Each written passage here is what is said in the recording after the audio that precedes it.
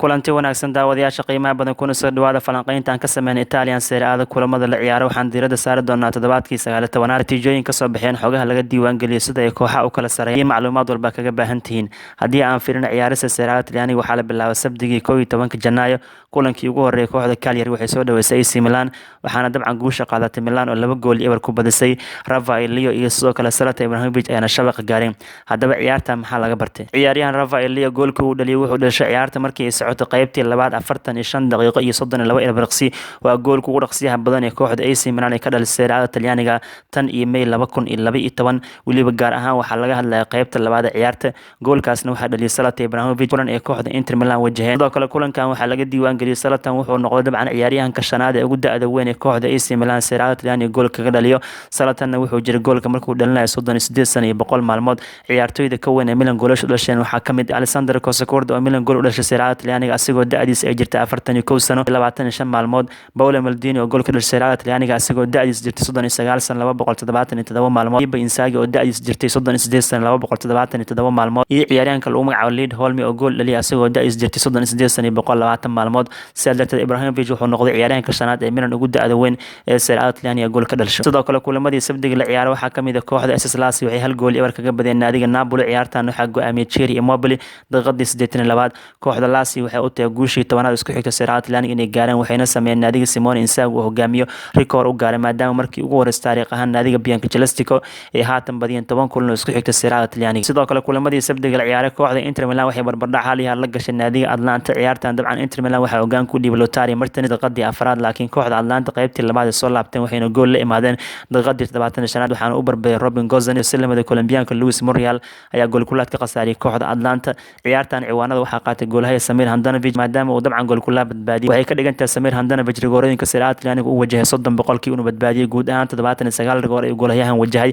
24 rigoor kamid ugu cel Serie A Talyaaniga sidoo kale daawadayaasha qiimaha badan haddii aan fiirino kulamadii Axadda la ciyaaray Serie A Talyaaniga kooxda Udinese garoonkeeda joogto waxay 3 gool eber kaga badiyeen naadiga Sassuolo Torino waxay 1 gool eber kaga badiyeen kooxda Bologna Sampdoria waxay 5 gool hal kaga badiyeen kooxda Brescia sidoo kale markii aan fiirino Fiorentina waxay 1 gool eber kaga badiyeen kooxda Spal Hellas Verona waxay 2 hal kaga badiyeen naadiga Genoa kulankii ugu dambeeyay wuxuu ka dhacay Stadio Olimpico de Roma oo garoonkeeda joogtana waxaa 2 hal kaga badisay naadiga Juventus ciyaarta Mareha Demiral iyo Cristiano Ronaldo ayaa guusha siiyay Juventus Mareha Demiral wuxuu noqday ciyaaryahankii ugu horeeyay oo Turkish marwada duqda Serie A Talyaaniga gool u dhasho waana rikoor cusub ciyaaryahankan loo diiwaan geliyay Cristiano Ronaldo daawadayaasha qiimaha badan haatan 6 kulan oo isku xigta Serie A Talyaaniga ayuu gool dhalinaya ciyaaryahankan wuxuu dabcan andaatada ama wareegka Serie A Talyaaniga soo gabagabeeyay asigoo dabcan 14 gool dhaliyay taariikh ahaan waxaa la hayaa 2 ciyaaryahan Juventus soo ciyaareen oo ay dabcan u suura gashay 2 horyaalo isku xigto in wareegiisa koowaad ama andaatada ay la imaadaan min 14 gool Cristiano Ronaldo xilli ciyaareedka hore wareegga koowaad 14 gool ka badan ayuu dhashay haatan isla xilli ciyaareedkan wuxuu la imaaday wareegiisa koowaad 14 gool ayuu dhaliyay laakiin waxaa ka rikoor fiican oo kaliya haliya John Hansen kaasi oo sameeyay 3 xilli ciyaareed isku xigto in wareegga koowaad Serie A Talyaaniga andaatada Juventus uu dhalinayo 14 gool ka badan sidaasna wuxuu sameeyay 51 iyo xilli ciyaareedkii ahaa 52 haddii aan fiirino kulankii ugu dambeeyay Serie A Talyaaniga waxaa lagu soo qatimay kooxda Parma oo garoonkooda joogtay Isniintii in 2 gool eber kaga badiyeen naadiga Lazio bal markaan aan fiirino daawadayaasha qiimaha badan kala sareynta Serie A Talyaaniga ayadoo dabcan wareegiisa koowaad uu soo idlaaday andaatada oo 19 kulan la ciyaaray hogaanka la wareegtay kooxda Juventus oo 19 kulan la ciyaareen 15 kulan kamid ah guuleysteen 3 kulan barbardhac ay galeen kulan waa laga badiyay 37 gool ay dhaliyeen waxaa laga dhashay 18 gool waxaa banaanka u taalay 19 gool 48 dhibcood ayay leeyihiin kaalinta labaad waxaa ku jirta kooxda Inter Milan oo 19 kulan la ciyaareen 14 kulan kamid ah guuleysteen 4 ciyaar barbardhac ay galeen hal kulan waa laga badiyay 40 gool ay dhasheen waxaa laga dhaliyay 16 gool 24 gool banaanka u taalay waxay leeyihiin 46 dhibcood oo 2 dhibcood Inter Milan hogaanka looga qabtay kaalin saddexaad waxaa ku jirta kooxda ugu bandhiga fiican Serie A Talyaaniga ee Lazio 18 kulan Lazio ciyaareen kulan ayaa baaqi u ah 13 kulan ay badiyeen 3 ciyaar barbardhac ay galeen 2 ciyaar waa laga badiyay 41 gool ay Lazio dhaliyeen waxaa laga dhashay 17 gool 24 gool banaanka u taalay waxay leeyihiin 42 dhibcood kaalinta afraad waxaa ku jirta kooxda Atlanta oo 35 dhibcood leh 23 gool banaanka u taalay waxaa la mid ah kooxda Roma oo kaalinta shanaad ku jirta ayagana waxay leeyihiin 35 dhibcood 13 gool banaanka u taalay halka Cagliari ay ku jiraan kaalinta lixaad waxayna leeyihiin 29 dhibcood kooxda AC Milan way soo yara kaceen waxayna haatan ku jiraan kaalinta 10aad ayagoo 25 dhibcood leh daawadayaasha qiimaha badan Serie A Talyaaniga saddexda kooxood ugu hooseysa markaan fiirino naadiga ugu hooseeya waa Spal oo 20aad ku jirta waxay leeyihiin 12 dhibcood oo kaliya Brescia oo 19aad ku jirta waxay leeyihiin 14 dhibcood waxaana la mid ah kooxda Genoa oo dabcan ayagana 14 dhibcood leh waxayna ku jiraan kaalin 18 bal markaan aan fiirino statistics ama xogaha u gaarka ee kooxaha Serie A Talyaaniga haddii aan fiirino Serie A Talyaaniga kooxda ugu goolasha badan waa Atlanta waxay dhaliyeen 49 gool Lazio ku xigto 41 1 gool dhaliyeen, Inter waxay dhaliyeen 40 gool, Juventus waxay dhaliyeen 37 gool, halka kooxda Roma ay dhaliyeen 34 gool. kaalinta lixaadna waxaa ku jirta Cagliari oo 33 gool dhaliyeen. Serie A Talyaaniga markii aan fiirino kooxda ugu crosska badan waa kooxda Napoli, waxay geeyeen 464 cross oo gool ku dhehan. Roma waxay geeyeen 412 cross oo gool ku dhehan, halka Sampdoria ay geeyeen 402 cross. Fiorentina waxay geeyeen 400 cross. Atlanta waxay geeyeen 392 cross. waxaa la mid ah kooxda Spal oo 392 cross geysay. Serie A Talyaaniga kooxda ugu baaska badan waa Juventus 9439 baas oo dhameystiran ay sameeyeen. waxaa ku xiga Napoli oo sameeyeen 9420 baas, halka kooxda Sassuolo ay sameeyeen 8656 baas. waxaa ku sii xigaan Atlanta oo sameeyeen 8229 baas. Inter Milan waxay sameeyeen 7997 baas. AC Milan lixaad ku jiraan waxay sameeyeen 7710 baas ayay sameeyeen. Serie A Talyaaniga markii aan fiirino kooxda ugu kubadda badan waa Juventus 56.9% kubadda haystaan. Napoli waxay haystaan 56.4%. Sassuolo waxay haystaan 55.3%. Atlanta waxay haystaan 55.1%. AC Milan 53.4%. kooxda ugu dashay baloonka xun Serie A Talyaaniga waa naadiga Genoa 55 digniin 6 casaan ayay qaateen. AC Milan waxay qaateen 57 digniin 5 casaan. sidoo kale Bologna waxay qaateen 62 digniin 3 casaan. Roma waxay qaateen 51 digniin 4 casaan. Spal waxay qaateen 56 digniin 2 casaan ayay qaateen. kubadaha jooga sare ku socda labada la isku booda Serie A Talyaaniga aerial duelka loo yaqaan waxaa ugu wanaagsan Juventus 58% ku guuleystay kubadaha jooga sare ku socdaan. Baaram waxay ku guuleystaan 55.6%. Roma waxay ku guuleystaan 54.6%. Napoli waxay ku guuleystaan 53%, halka Genoa ay ku guuleystaan 52.8% kubadaha jooga sare ku socdaan. shoot bargeenka markaan fiirino ama celcelis ahaan kulan walba darbooyinka la Serie A Talyaaniga waxaa ugu wanaagsan kooxda Atlanta 19.9 darbe kulan walba ridaan. Napoli waxay ridaan 19.6 darbe kulan walba celcelis ahaan. Juventus waxay ridaan 17.6 darbe kulan walba.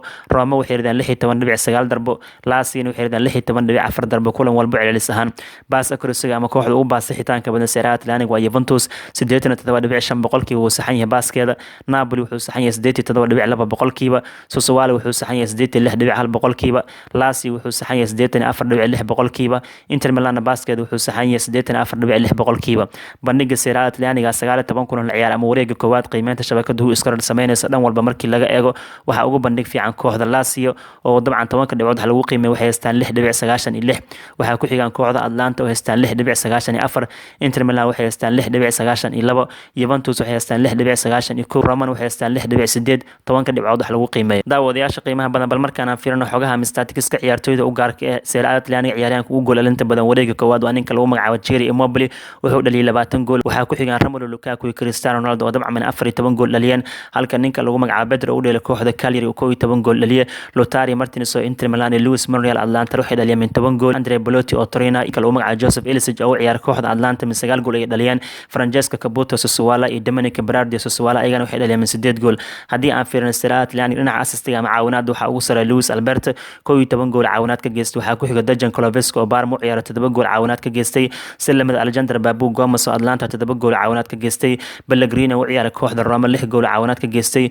Jose Callejon oo kooxda Napoli 5 gool caawinaad ka geystay. Serie A Talyaaniga waxaa ugu dishay baloon ciyaaryahanka lagu magacaabo Gary Medel oo u dhaliyay kooxda Bologna 7 digniin 1 casaan ayuu qaatay. waxaa la mid ah Castina oo ciyaaray kooxda Brescia oo 7 digniin 1 casaan qaatay. Salamada Mancini oo ciyaaray kooxda Roma 7 digniin 1 casaan ayuu qaatay. Bani oo ciyaaray kooxda Bologna 9 digniin oo qaatay, halka Vieira oo ciyaaray kooxda Sampdoria asagana 6 digniin 1 casaan oo qaatay. shoot bargeenka markaa celcelis ahaan kulan walba waxaa ugu darba badan Serie A Talyaaniga ninka lagu magacaabo Cristiano Ronaldo 5.6 darba ayuu ridaa celcelis ahaan kulan walba. Mario Balotelli ayaa ku xiga 4.4 darba ayuu ridaa kulan walba celcelis ahaan. Domenico Berardi wuxuu ridaa 4.1 darbo. Thierry Immobile wuxuu ridaa 4.1 darbo, halka Lautaro Martinez Inter Milan oo ciyaara asagana 3.9 darbo u rido. markii aan fiirnay Serie A Talyaaniga qiimeynta guud bandhiga ciyaartooyda dhan walba haddii laga eego wareega koowaad waxaa ugu bandhig sare Cristiano Ronaldo.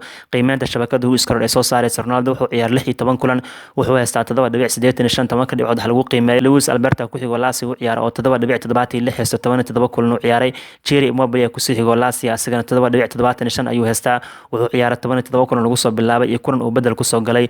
Joseph Ilicic oo ciyaaray kooxda Atlanta asagana wuxuu haystaa 7.69 wuxuu dheelay 13 kulan lagu soo bilaabay iyo 2 kulan uu bedel ku soo galay. sidoo kale waxaa liiskan soo galay Alexander Babu Gomez oo Atlanta u ciyaaro 7.59 haystaa 10 dhibcood wax lagu qiimeeyo wuxuuna ciyaaray 17 kulan lagu soo bilaabay iyo kulan bedel uu ku soo galay. markii aan fiirnay Serie A Talyaaniga dabcan ciyaartooyda ugu baaska badan waxaa kaalinta koowaad kaga jira ninka lagu magacaabo Marcelo Brozovic oo Inter Milan u ciyaaro 1135 baas oo dhameystiran uu sameeyay. Fabian ayaa ku xigo kooxda Napoli u ciyaaro wuxuu sameeyay 1126 baas oo dhameystiran. Milan Skriniar Inter Milan u ciyaaro asagana wuxuu sameeyay 1095 baas. ninka lagu magacaabo Miralem Pjanic oo u ciyaaro Juventus asagana wuxuu sameeyay 1092 laba baas. ciyaaryahan Zelensky oo u ciyaara kooxda Napoli asagana wuxuu sameeyay 1035 baas halka Alessio Romagnolo u ciyaara kooxda AC Milan asagana uu sameeyay 1027 baas. markii aan fiirno dhanka clean sheet ama shabaq ilaashadka Serie A Talyaaniga saddex gool hay waxa uu suura gashay min 7 kulan shabaqooda inay difaacdaan waxayna kala yihiin Gianluca Donnarumma oo AC Milan goosh u qabto, Samir Handanovic oo Inter Milan ka tirsan iyo ninka lagu magacaabo Juan Musso oo u ciyaara kooxda Udinese. waxaa ku xigaan kadib saddex gool hay u suura gashay min 6 kulan shabaqooda inay difaacdaan waxaana kamid ah Thomas Starkosha oo Lazio u ciyaaro, Marco Silvestri oo u ciyaara kooxda Hellas Verona iyo Emil Adura oo u ciyaara kooxda Sampdoria. markii aan fiirno sidoo kale Chesney oo u ciyaara Juventus iyo Salvatore Sirgi oo Torino u ciyaara ayagana min 5 kulan iyo shabaqooda difaacday. wadayaasha qiimaha badan bal markaan fiirno team of the week ama toddobaadkan Serie A Talyaaniga kooxda ugu fiican goolaha ugu fiican shabakada iskala waxay u dooratay ninka lagu magacaabo Samir Handanovic oo Inter Milan goosh u qabto 7.9 ayuu helay 10 dhibcood waxa lagu qiimeeyo.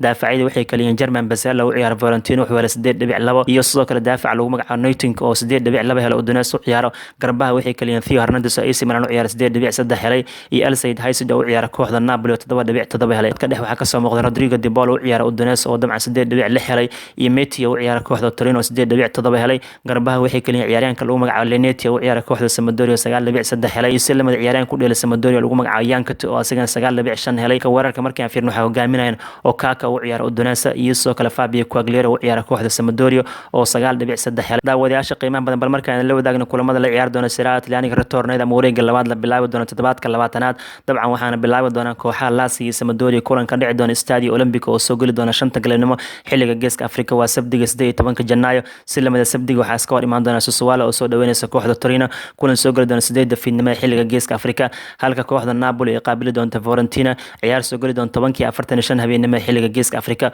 kulamada axadda la ciyaar doona 19 Janaayo waxaa ugu soo horeeya AC Milan oo soo dhaweyn doonta Udinese kulan la ciyaar doona 2:15 hornimo xilliga geeska Afrika. kadib waxaa xigi doona 3 kulan oo soo gali doona 5 galabnimo xilliga geeska Afrika. kulamadaas waxay kala yihiin Bologna oo soo dhaweynaysa Verona, Brescia oo qaabili doonta Cagliari iyo Lecce oo la ciyaar doonta kooxda Inter Milan. kadib waxaa xigi doona kulan soo gali doona 8 fiidnimo xilliga geeska Afrika. naadiga Genoa waxay la ciyaar doonta kooxda AS Roma. kulanka ugu dambeeya Juventus waxay ka hor imaan doonta kooxda Parma ciyaar soo gali doona 10:45 habeenimo xilliga geeska Afrika. isniintana kulan ayaa jiri doona 20 Janaayo kulankaasna waxaa iska hor imaan doona Atlanta oo garoonkeeda ku qaabilaysa Spal ciyaar soo gali doona 10:45 habeenimo xilliga geeska Afrika. daawadayaasha qiimaha badan guud ahaan falanqeynta aan ka sameeyay Italian Serie A toddobaadkii 19 intaas aan ku soo ilaalinayna fadlan fikirkeena ka dhib tutorialka qaabka uu socday macluumaadka aan la wadaagnay. haddii aad tahay saaxiib nagu cusub fadlan channelkayga subscribe saar, like iyo share iyo comment ka marno. Assalaamu calaykum.